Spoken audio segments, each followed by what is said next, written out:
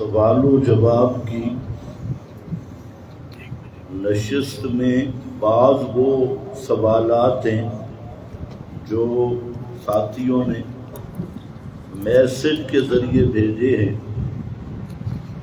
اور آپ جتنے حضرات ہیں آپ کو دونوں طرح اجازت ہے، کھڑے ہو کے سوال کریں تب بھی، لکھ کر سوال کریں تب بھی، اور اگر لکھیں تو صاف لکھیں تاکہ نظر آئے۔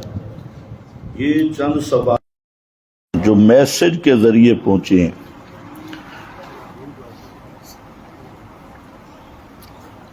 یہ ایک ساتھی ہیں، دبئی میں مقیم ہیں۔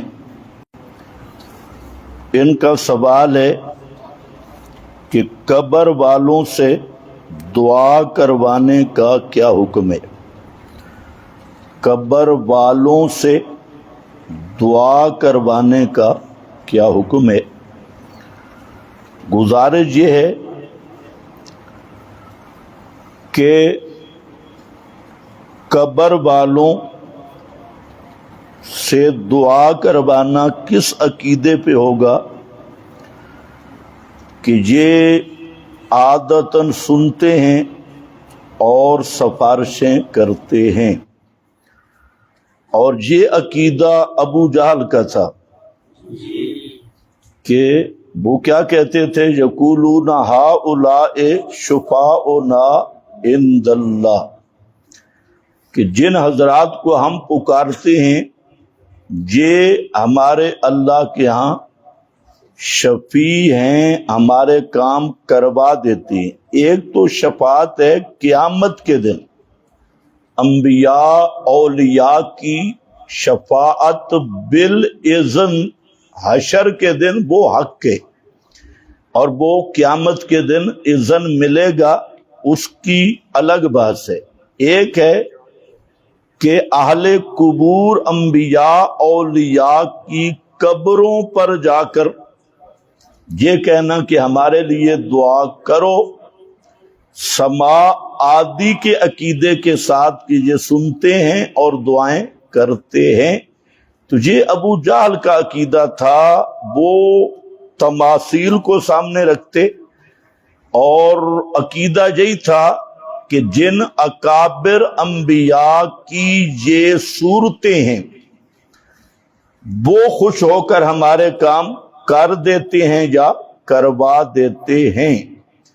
امام رازی رحمت اللہ علیہ نے، ابو سعود حنفی رحمت اللہ علیہ، علامہ آلوسی رحمت اللہ علیہ، شاہ ولی اللہ رحمہ اللہ اور شاہ عبدالعزیز، سب حضرات نے وضاحت کی نصوص کے تحت کہ ینحتون الاصنام علی صور الانبیاء والصالحین، یہ جتنی مورتیں شورتیں بنائی تھیں یہ انبیاء اور صالحین کی تصاویر اور تماثیل تھی، اور ان کا نظریہ یہ تھا کہ جب ان تماثیل کی ہم تعظیم کرتے ہیں تو فَإِنَّ أُولَئِكَ الْأَكَابِرُ يَشْفَعُوا لَنَا، کہ یہ جن کی تماثیل ہیں ان کی ارواح ہمارے کام کروا دیتی ہیں۔ یشفعو، یہ پیچھے سے ہٹ جائیں، کون ہے یہ؟ ادھر ہیں، پیچھے کوئی نہ بیٹھا۔ یشفعو، تو یہ نظریہ بالکل باطل نظریہ ہے کہ اہل قبور سے دعا کروائی جائے۔ اہل قبور کے لیے اللہ سے دعا کرنا یہ مسنون اور مشروع ہے۔ دوسرا،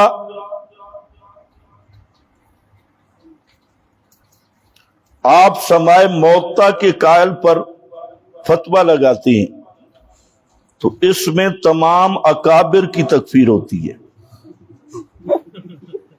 یہ ایک سوال ہے۔ تو یہ بھی مولوی جو ہوتے ہیں نا، مولوی کا ہدایت پانا بہت مشکل ہے، کیونکہ مولوی جھوٹ بول کر اپنا پراپاگنڈا عام کرتے ہیں۔ ہم سماع موتا پہ کفر کا فتویٰ نہیں لگاتے، یاد رکھو، سماع موتا عادتاً پہ کفر کا فتویٰ لگاتے، سماع موتا عادتاً ایک سماع موتا فل جملہ ہے، فل جملہ سماع موتا، اس پہ کوئی فتویٰ نہیں، یہ خواہ دھوکہ دیتی ہے۔ سماع موتا عادتاً کا قائل مشرک ہے، اس میں کوئی شک نہیں، وجہ کہ موت سے اسباب ختم ہو گئے، دنیا سے جہان بدل گیا، مکان بدل گیا، روح اپنے مستقر میں چلی گئی، جسم بے جان قبر میں چلا گیا، تو جو اسباب ہیں یہ ختم ہو گئے۔ اب کوئی آدمی میت میں قابلیت سماع، صلاحیت سماع مانتا ہے کہ یہ عادتاً سنتا ہے میت، تو وہ شخص ما فوق الاسباب سماع والی صفت وہ مردے میں مان رہا ہے، اس لیے وہ مشرک ہے۔ کہ بغیر اسباب کے سننا یہ کس کی شان ہے؟ یہ صرف اللہ کا خاصہ ہے۔ اور 39 مقامات پر قرآن کریم نے اللہ تعالی کا یہ خاصہ بیان کیا ہے۔ اور خاصہ آپ سمجھتے ہیں کہ خاصہ وہی ہوتا ہے کہ جو غیر اللہ میں نہ پایا جائے، صفات مختصہ خاص اللہ تعالی کی صفات۔ اور شرک کس چیز کا نام ہے؟ اللہ کی خاص صفت کسی مخلوق میں ماننا، تو بغیر اسباب کے سننا یہ اللہ کی صفت ہے۔ اب جب موت آ گئی، اسباب ختم ہو گئے، اب اللہ اپنی قدرت سے کوئی بات کسی مردے کو سنا دے تو یہ اللہ کا تصرف ہے۔ باقی مردے کے اندر قابلیت اور صلاحیت سماع کی ماننے والا اس لیے مشرک ہے کہ وہ اللہ کی صفت سمیع غیر میں مان رہا ہے۔ تو ہم سماع موتا عادتاً کی ہم بھی نہیں کرتے، آپ ہمیں الہ کا معنی بتا دیں، ابدیت اور الوہیت کا مابل امتیاز بتا دیں۔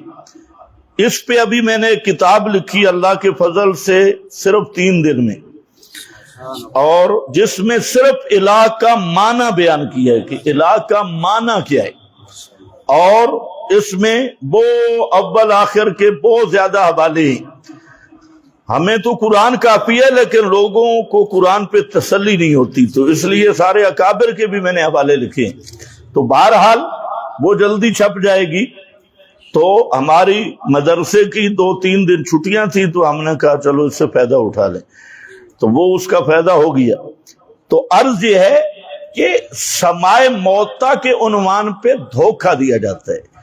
ان سے پوچھو سماع عادتاً، شیخ الحدیث مولانا محمد زکریا صاحب کاندھلوی، جن کو لوگ سمجھتے ہیں یہ بہت ڈھیلا بزرگ تھا اور صوفی مزاج تھے، انہوں نے صاف لکھا ہے کہ ہمارے اکابر کی جن کتب میں سماع موتا کی بات ہے وہ سماع خرق کے عادت ہے، عادتاً سماع کا ہمارا کوئی بزرگ قائل نہیں ہے۔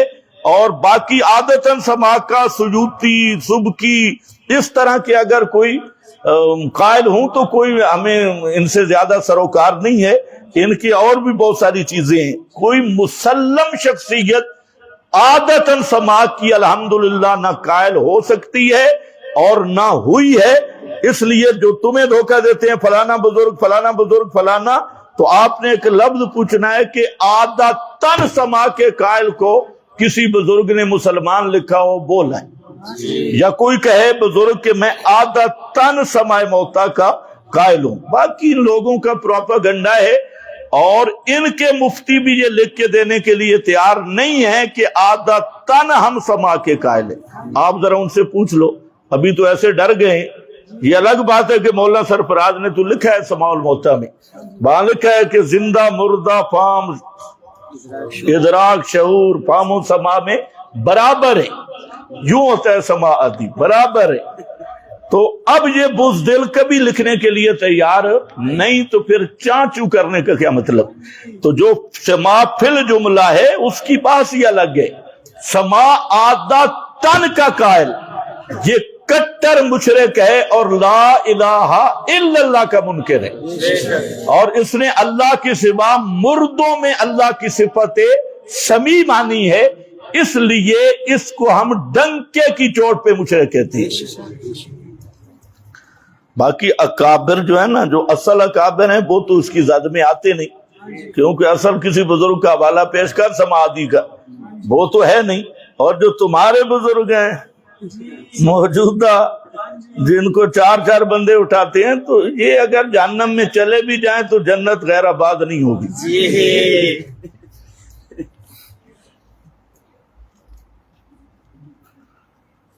جمعے کی اردو تقریر کو بعض لوگ بدعت کہتی ہیں، ان سے بدعت کی تعریف پوچھ لیں۔ یہ بعض لوگ نہیں ہیں، یہ غیر مقلد ہیں، اور غیر مقلد کو کہو کہ بدعت کی تعریف کر دے۔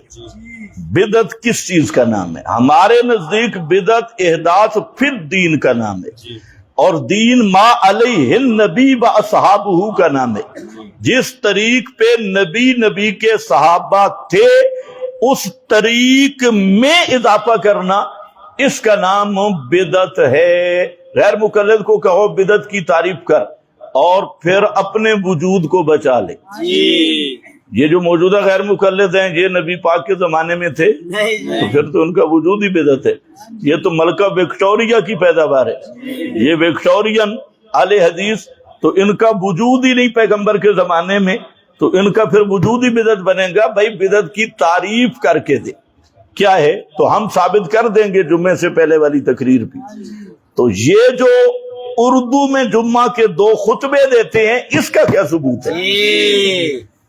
اصل بات تو یہ ہے کہ غیر مقلد جمعے کے خطبہ کس میں دیتے ہیں؟ اردو میں۔ یہ جو پہلی تقریر ہے اس کو جمعہ کا خطبہ کہتی ہیں۔ ایک خطبہ عربی میں، ایک خطبہ اردو میں۔ نبی پاک علیہ السلام نے کبھی اردو میں خطبہ دیا ہو؟ اچھا، اس وقت علاقے فتح بھی ہوئے، صحابہ کے دور میں بھی پشتون بھی مسلمان ہوئے، افغانستان تک اسلام آیا، فارسی بھی مسلمان ہوئے، تو فارسی اور پشتون علاقوں میں پشتو اور فارسی میں خطبہ دیا گیا نہیں۔ تو غیر مقلد سے پوچھو، تم جو گجراں والے کی سروں میں خطبہ دیتے ہو، یہ خطبہ اور یہ سریں، یہ کیا ہے؟ تو الٹا اعتراض ہم پہ۔ جی آگے چلیں۔ عید میلاد النبی کو اگر دین نہ سمجھا جائے تو منانا ٹھیک ہے، بالکل کہیں ہم بے دین ہیں تو بنا لیں، اور کہہ دیں کہ یہ میلاد النبی کا جو جشن ہے اس کا نہ قرآن سے ثبوت ہے نہ حدیث سے ثبوت ہے، ہم چندے کے لیے کرتے ہیں، اور اپنا ہمارا معیشت کا مسئلہ ہے، حلوے شلوے چاول کے لیے کرتے ہیں، تو یہ بدعت نہیں ہوگا۔ بے شک جلوس نکالیں، بھئی حلوے کے لیے کون سی بدعت ہے؟ چاول کے لیے کون سی بدعت؟ تب بنتی ہے جب یہ کہتے ہیں کہ یہ نبی نے منایا، جبریل نے جھنڈیاں لگائیں، صحابہ نے منایا، اور قرآن میں ثابت ہے۔ جب یہ بات کرتے ہیں تو اب بدعت ہے، کیونکہ اب انہوں نے دین کا نام استعمال کیا۔ اور اگر میلادی مولوی یہ کہہ دیں کہ یہ ہمارا معیشت کا مسئلہ ہے، پیسوں کا مسئلہ ہے، سالانہ تجارت ہے، حلوہ چاول، اور آپ کو پتہ نہیں، آپ سادے لوگ ہیں، یہ جو میلادی مولوی ہیں یہ ان کا سیزن ہے۔ اب ان سے اگر پوچھیں کبھی مفت میلاد کا جلسہ کریں گے؟ 1 لاکھ روپیہ لیتے ہیں، اور ان کے نعت خان تو 5 10 لاکھ روپیہ لیتی ہے۔ تو یہ صرف پورا مہینہ نہیں، 2 مہینوں کا سیزن ہے۔ تو یہ کہہ دیں ہمارا سیزن ہے، اس کا دین کے ساتھ کوئی تعلق نہیں ہے، تو ہم بدعت کہنا چھوڑ دیں گے۔ کسی کی دکانداری تو ہم نہیں خراب کرتے نا، ہاں فیسیں تو آپ کے خطیب بھی لیتے ہیں۔ جی عقیقہ کا سنت طریقہ کیا ہے؟ اگر بچہ ہے 2 بکرے لو اور ہمارے مدرسے میں پہنچا، مدرسہ میں پہنچا، انشاءاللہ بالکل سنت طریقے کے مطابق طالب علم کھائیں گے۔ تو باقی 7ویں دن بچے کے لیے 2 بکرے، بچی کے لیے 1، اور اس کے احکام قربانی والے ہیں، خود بھی گوشت کھا سکتے ہیں اور موحدین کو بھی کھلا سکتے ہیں، مشرک اور بدعتی کو 1 بوٹی بھی نہیں دینی۔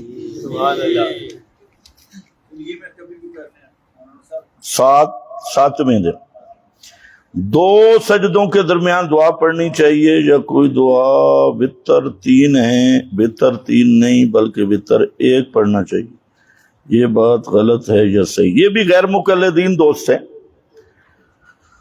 سجدوں کے اندر، سجدوں کے درمیان، رکوع کے درمیان جتنی حدیث سے دعائیں منقول ہیں وہ سب پڑھنا صحیح ہے. سمجھ گئے میری بات؟ سجدوں کے درمیان پڑھے، رکوع کے اندر بھی ہیں، سجدوں کے اندر ہی کچھ اذکار وہ دعا پہ مشتمل ہیں، اور ثنا کی جگہ پہ جو اذکار ہیں، اور تشہد کے بعد جو آپ تو رب اجعلنی پڑھتے ہیں، جہاں کوئی بھی منقول دعا حدیث میں، یہ سب جائز ہے.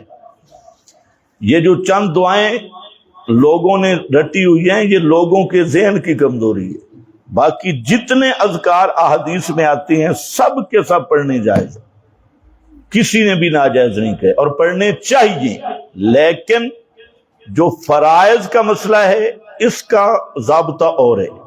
اس میں نبی پاک صلی اللہ علیہ وسلم نے بارہا یہ تاکید فرمائی ہے کہ اس میں اختصار ہو، کیونکہ تمہارے پیچھے مریض بھی ہیں اور کام کاج والے بھی ہیں، تو فرائض کو اتنا لمبا نہیں کرنا. حضرت معاذ رضی اللہ تعالیٰ عنہ نے فرائض کچھ لمبے کیے، تو ایک صحابی نے شکایت لگائی نبی پاک علیہ السلام کو کہ حضرت معاذ ہم سارا دن کام کرتے ہیں اور یہ لمبی نماز پڑھاتا ہے. تو نبی پاک علیہ السلام سخت ناراض ہوئے حضرت معاذ کو.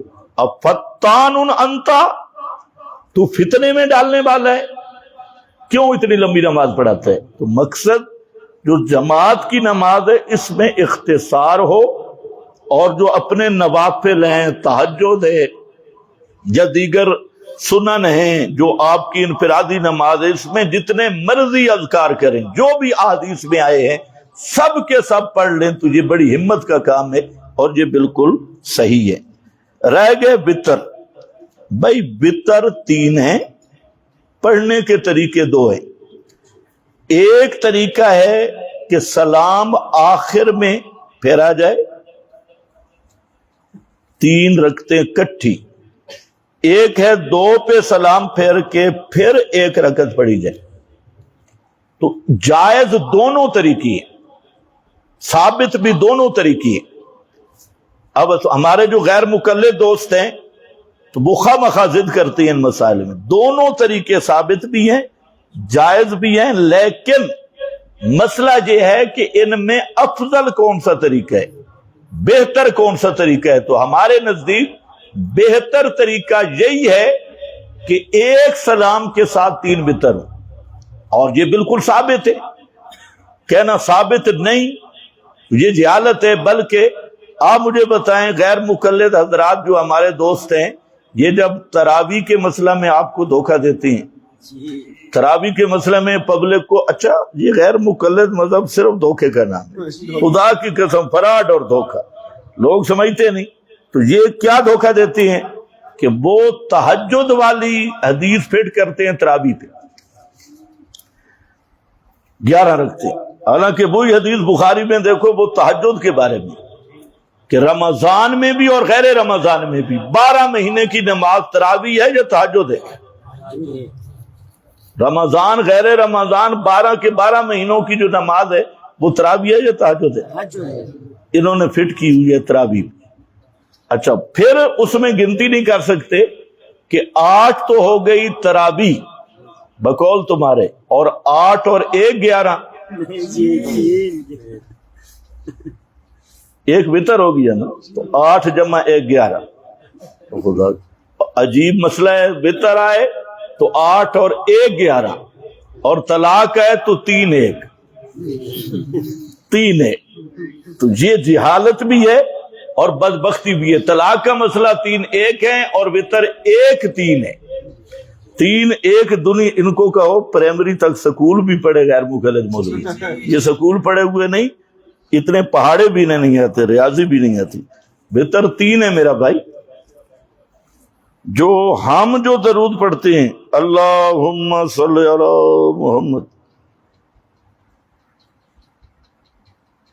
کیا لکھا ہے؟ پتہ نہیں کیا لکھا ہے، یعنی لے نہیں بھائی، یہ خود بیان کر کیا لکھا ہے. جب احناف کے نزدیک باقی حضرات ائمہ کی تقلید بھی صحیح ہے، جائز ہے اور حق ہے، تو ان کی تقلید کیوں نہیں کرتے؟ ان کی تقلید کیوں نہیں کرتے؟ قرآن پاک کی کتنی قراتیں ہیں؟ 7۔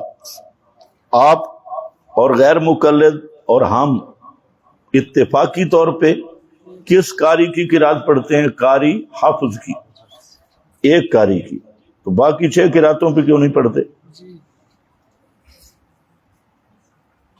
بھائی اس کا جواب لے آؤ، پھر انشاءاللہ آگے میں چلوں۔ قرآن ایک قاری پہ، اور وہ قاری بھی کوفے کا ہے۔ باقی یہ ہے کہ ہم دلائل کی روشنی میں یہ سمجھتے ہیں کہ مذہب امام اوفق بالقرآن ہے، اوفق بالقرآن ہے۔ اور دوسرا کہ جب آپ روایات کو جمع کریں، روایات میں اختلاف ہے، تو مذہب امام پہ تمام احادیث میں موافقت ہو جاتی ہے، اختلاف اٹھ جاتا ہے۔ اور جہاں احادیث میں اختلاف ہو تو پھر دیگر ائمہ کے وہ اقوال ہوتے ہیں۔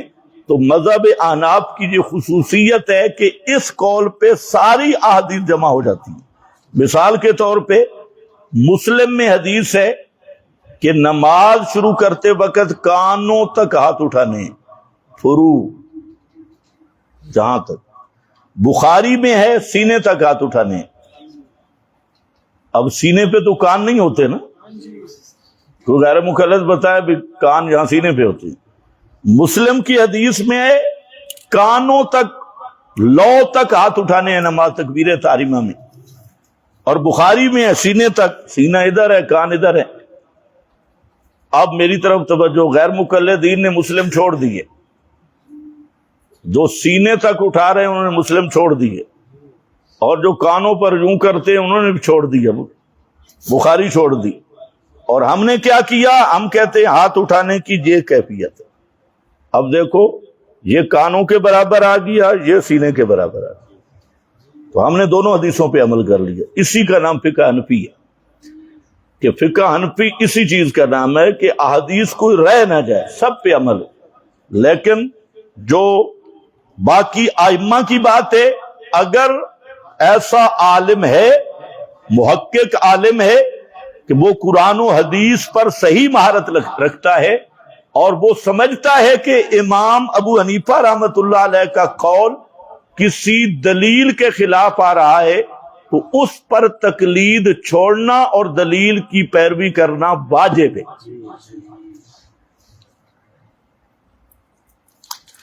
کیا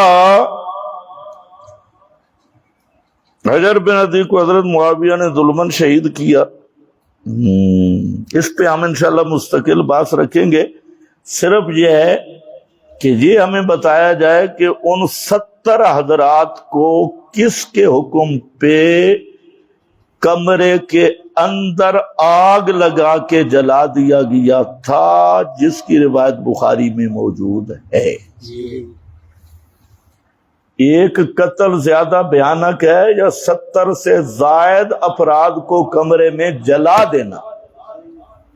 آگ لگا دی تھی، اور وہ حضرت معاویہ کے ساتھی تھے۔ کس نے یہ کام کیا؟ تو ایسی باتیں نہ کیا کرو، بہتر ہے۔ حضرت معاویہ پہ جب اعتراض کرو گے تو بچے گا کوئی بھی نہیں۔ سمجھ گئے میری بات؟ تو اتنا اشارہ کافی ہے۔ باقی انشاءاللہ اس پہ بھی ہماری کتاب قریب چھپ جائے گی۔ حضرت معاویہ پہ جتنے اعتراض ہیں سب کے جواب ہیں، اس میں سب کے اعتراض ہیں۔ اور یہ جتنے دشمنان معاویہ ہیں، سب سے پہلے انہیں ڈی این اے کی ضرورت ہے، اور پھر دماغی چیک اپ کی ضرورت ہے۔ یہ حقیقت بات ہے، ورنہ حضرت معاویہ پہ اعتراض براہ راست حضرت حسن حسین پہ اعتراض ہے، براہ راست حضرت علی پہ اعتراض ہے، براہ راست اہل بیت پہ اعتراض ہے۔ لیکن ان کا دماغی توازن ایسا بگڑا کہ حضرت معاویہ کو منافق، کافر، فاسق، باغی کہہ کر معاذ اللہ، تو کیا حضرت حسنین بچ جائیں گے؟ پھر حضرت علی پھر بچ جائیں گے؟ میں نے پچھلی سوال و جواب کی نشست میں بھی کہا، اس کو سن لو. حضرت معاویہ کا ہم دفاع اس لیے کرتے ہیں کہ حضرت معاویہ کا دفاع اہل بیت کا دفاع ہے، اور حضرت معاویہ پر تبرہ اہل بیت پہ تبرہ ہے، حضرت حسن حسین پہ تبرہ ہے. جو آدمی حضرت معاویہ پہ اعتراض کرتا ہے تو حضرت حسن حسین پہ سب سے بڑا اعتراض یہ ہے کہ اگر معاویہ غلط آدمی تھا تو انہوں نے خلافت کیوں دی، صلح کیوں کی، 20 سال تک وظیفے کیوں لیے؟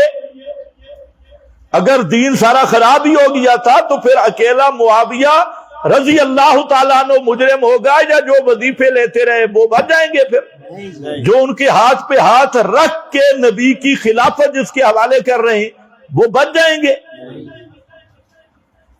تو حضرت معاویہ پہ اعتراض کرنے والے یہ اصل دشمن اہل بیت کے ہیں، اصل یہ دشمن حضرت حسنین کے ہیں، یہ دشمن حضرت فاطمہ کے ہیں، یہ دشمن حضرت علی کے ہیں. یہ وفاداری نہیں، یہ وہی یہودی رنگ ہے کہ ان کو اگر علی سے محبت ہوتی، حضرت حسن حسین سے محبت ہوتی، تو جن سے حسن و حسین علی کی صلح ہے ان کے ساتھ بھی ان کی صلح ہوتی.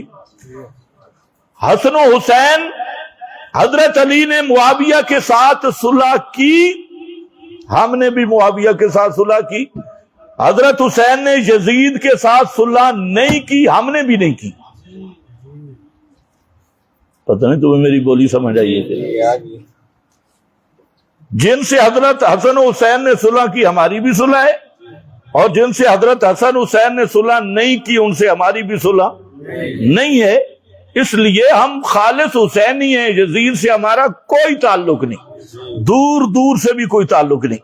تو ہم تو حضرت حسین کا دفاع کرنے والے ہیں، حسنین کا دفاع کرنے والے ہیں، اور یزید کے دفاع کو بھی ہم بالکل غلط سمجھتے ہیں. یزید کا کیا دفاع ہے بھائی؟ کیسے حضرت معاویہ کا دفاع ہوگا؟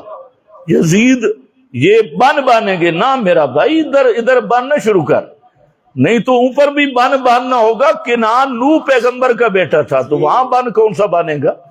ہاں اتنی بات ہے کہ یزید کے جو ذاتی اعمال کردار ہے وہ جانے، اس کا رب جانے، ہمیں اس کی طرف جانے کی ضرورت نہیں. لا نحبہ ولا نسبہ، اتنی بات ہم کرتے ہیں بدعتی مولویوں سے، روافض سے، اور جتنے قبر پرست، تعزیہ پرست، مردوں کے سما آدی کے قائل، یہ زناد کا، ان کے سارے مولوی ایک پلڑے میں ہوں اور دوسرے پلڑے میں یزید کی تقاضا ہو تو یزید کے تقاضے کا بھی یہ مقابلہ نہیں کرتے. اتنی بات پکی ہے. ہو گیا جی؟ ہاں یہ بھی ہو گیا جی. بنیر میں پیر بابا کا، ایک منٹ. ہاں بنیر میں پیر بابا کا مزار بھی خراب ہوا. اب اگر مشرکین سے کہا جائے کہ اگر پیر بابا میں طاقت ہوتا تو وہ اپنا مزار کو بچا لیتے، لیکن وہ الزامی جواب دیتے ہیں کہ مساجد بھی تو خراب ہوئی، اللہ نے کیوں نہیں مساجد. بہت اچھا. مسئلہ یہ ہے کہ پیر کو پہلی بات تو ہے اللہ پر قیاس کرنا، اصل کفر یہ ہے. اسی کو قرآن نے کہا ہے لا تضربوا للہ الامثال. باقی اللہ نے اس کائنات کو امحال پہ پیدا کی ہے اور انسان کو کسبی اختیار دے کے پیدا کیا ہے، امتحان پہ. اور اللہ کو چھوڑ کے پیروں کو پکارے اس لیے جاتا ہے کہ اللہ جلدی نہیں حاجت پوری کرتا، پیر ذرا جلدی کرتا ہے. تو مطلب یہ ہے کہ جو تخلیق کائنات ہے، حکمت الہی امحال پہ مبنی ہے، ابتلاء امتحان پہ مبنی ہے. تو کیا پیر کی بھی یہی حکمت ہے؟ اگر پیر کی بھی یہی حکمت ہے پھر اللہ کو چھوڑ کے پیر کو پکارنے کا کیا مطلب؟ پیر کو پکارا تو اس لیے جاتا ہے یہ ذرا ایڈوانس کر دیتی ہے، ادھر ذرا لیٹ ہو جاتا ہے کام. تو ایڈوانس کیا کریں گے جب مزار ہی نہیں بچا؟ وہ تو وہ دعوے کرتے ہیں نا انہوں نے یہ کر دیا وہ کر دیا، پوری بستی بچا دی. اور کبھی کبھی اللہ کا عذاب آئے تو پھر پیر شیر بھی رگڑے جاتے ہیں یہ بتانے کے لیے کہ کر یہ بھی کچھ نہیں سکتے. باقی اللہ مسجد کے اندر نہیں رہتا، پیر قبر کے اندر تھا. سورہ تحریم سے ظاہر ہوتا ہے کہ دو ازواج کے دل معاذ اللہ ٹیڑھے ہو گئے ہیں اور ان تتوبہ میں ان کا توبہ کرنا بھی ثابت نہیں۔ ماشاءاللہ، یہ سوال وہی کر سکتا ہے جو عربی لغت سے بھی جاہل ہو، قرآن دانی سے بھی جاہل ہو۔ ان کو یہ نہیں پتا ساقات یہ جو فعل ہے اس کے دو معنی ہوتی ہیں۔ ایک ہوتا ہے شروع فی الفعل، کہ حضرت ابراہیم نے خواب دیکھا تھا کہ انی اذبح کا، پھر حضرت ابراہیم نے ذبح کیا تھا، پھر خواب سچا کیسے ہو گیا؟ صدقت الرؤیا۔ اس کا معنی کرو کہ حضرت ابراہیم نے خواب میں دیکھا کہ میں نے بیٹے کو ذبح کیا، اذبح کا تو یہی معنی ہے، میں تو ذبح کر رہا ہوں، تو پھر ذبح تو نہیں ہوئے، تو صدقت الرؤیا کیسے ہو گیا؟ حضرت سلیمان نے تالاب بنوایا، اوپر شیشہ رکھوایا، ملکہ بلقیس آئی، اب کشفت عن ساقیہ، کیا اس زنانی نے اپنی ٹانگوں سے کپڑے اٹھا لیے تھے؟ پیغمبر یہ کام کر سکتا ہے؟ وہ زنانی کی ٹانگیں چیک کرے جیسے تمہارے مولوی کہتے ہیں؟ اور بھائی نہیں، یہ شروع فی الفعل کاشا، وہ اپنے ٹانگوں سے کپڑا اٹھانے لگی تھی۔ یہاں جو مولوی بیان کرتے ہیں نا کہ جنوں نے حضرت سلیمان کو شکایت کی کہ یہ جننی ہے اور اس کے ٹانگوں پہ بال ہیں معاذ اللہ، یہ تمہاری تفسیروں میں بھی لکھا ہے، تو حضرت سلیمان اس کی ٹانگیں چیک کرنا چاہتے تھے کیونکہ نکاح کرنا تھا معاذ اللہ بلقیس سے، تو انہوں نے اس لیے یہ تالاب بنایا کہ یہ شلوار اوپر کرے گی، میں چیک کروں گا۔ پھر مولویوں نے کہا کہ پھر جنہوں نے بال صاف کرنے والی دوائی بنائی، یہ تمہاری تفسیروں میں، اور پھر یہ ہوا کہ نکاح ہوا، اور پھر یہ ہے کہ حضرت سلیمان علیہ السلام نے جب دیکھا تو وہ ٹانگیں بڑی صاف ستھری تھی اور فلاں تھا۔ اب سوال ہوا جی مخطوبہ کو دیکھنا جائز ہے؟ اللہ تمہیں ہدایت دے، یہ مخطوبہ کو نیچے سے دیکھنا جائز ہے؟ یہ کس شریعت کا مسئلہ ہے؟ تو یہ سب گپ ہے۔ حضرت سلیمان علیہ السلام کا مقصد کیا تھا؟ وہ عقل کا امتحان لینا چاہتے تھے کہ آدمی سے کلام کرنا پڑتا ہے اس کے عقل کے مطابق کہ یہ کتنا سمجھدار ہے۔ حضرت سلیمان نے تالاب بنوایا، اوپر شیشہ جڑوا دیا، اور وہ جب ملکہ سامنے آئی تو اب یہاں ایک بات سمجھنی ہے، ایک ظاہر ہوتا ہے، ایک مظہر ہوتا ہے، ظاہر اور مظہر۔ مثلا جہاں شیشہ مظہر تھا اور پانی کیا تھا؟ ظاہر۔ شیشے سے کیا چیز ظاہر ہو رہی تھی؟ پانی۔ پانی ظاہر ہے، شیشہ مظہر ہے۔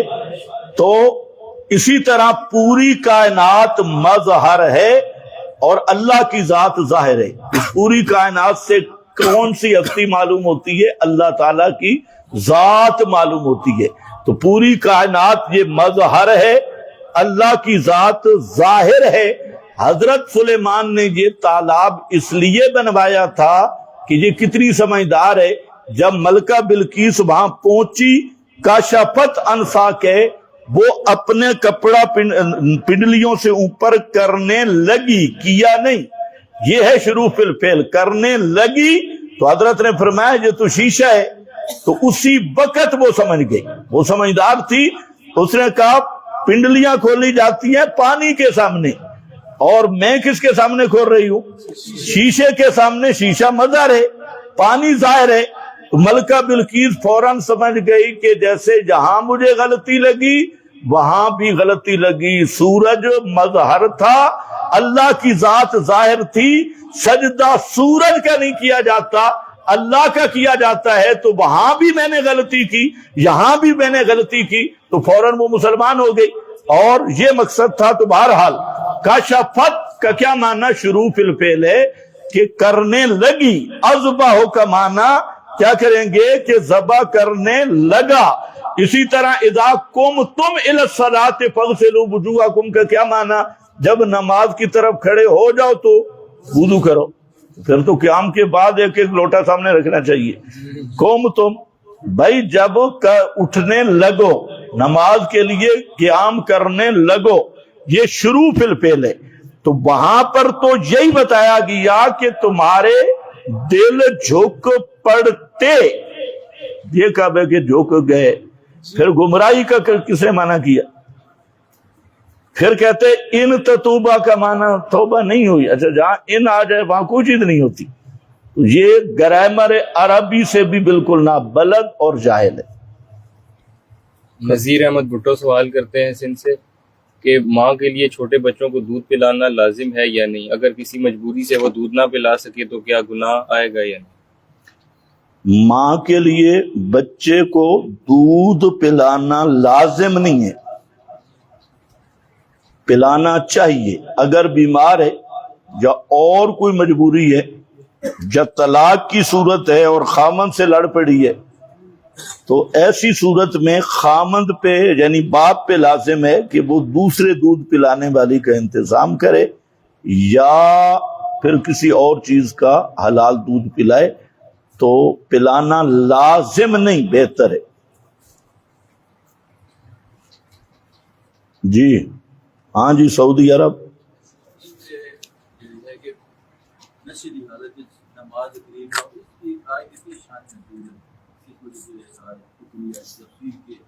پورے قرآن کا شان نزول ہدایت ہے۔ جو لوگ شان نزول بیان کرتے ہیں اس طرح نہیں ہوتے شان نزول۔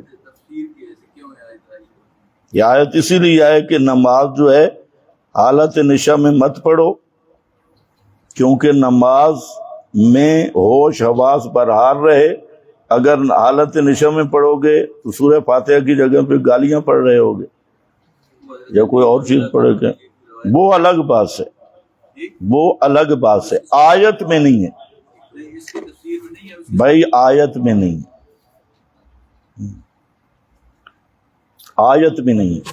آیت یہ کہہ رہی ہے کہ لا تقربوا الصلاۃ وانتم سکارا، کہ نماز کے قریب مت جاؤ جب تم حالت نشا میں ہو۔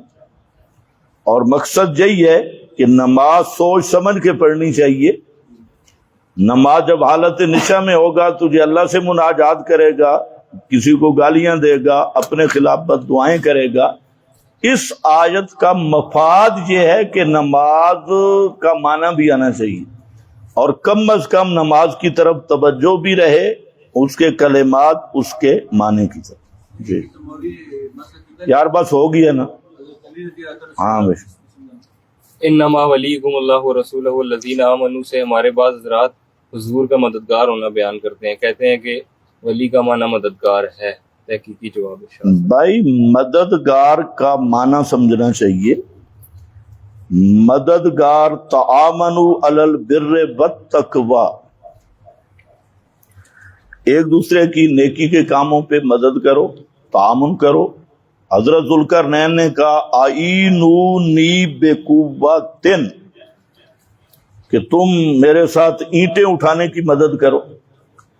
تو یہ مدد ہے تحت الاسباب، اسباب کے تحت، اسباب ظاہری اسباب کے تحت جو مدد ہے، تو یہ مدد بالکل صحیح ہے۔ اور اس قسم کی مدد کا کوئی مشرک قائل ہی نہیں رہا کہ کبھی کسی کی گاڑی پنچر ہوئی ہو اور مشرک نے کہا ہو پیر سامنے اور کہا کہ باپ پیر صاحب ذرا دھکا لگاؤ، تو یہ توہین سمجھے گا۔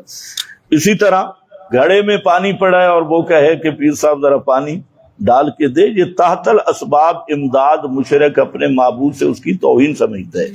مشرک قائل کس کا ہے؟ فوق الاسباب۔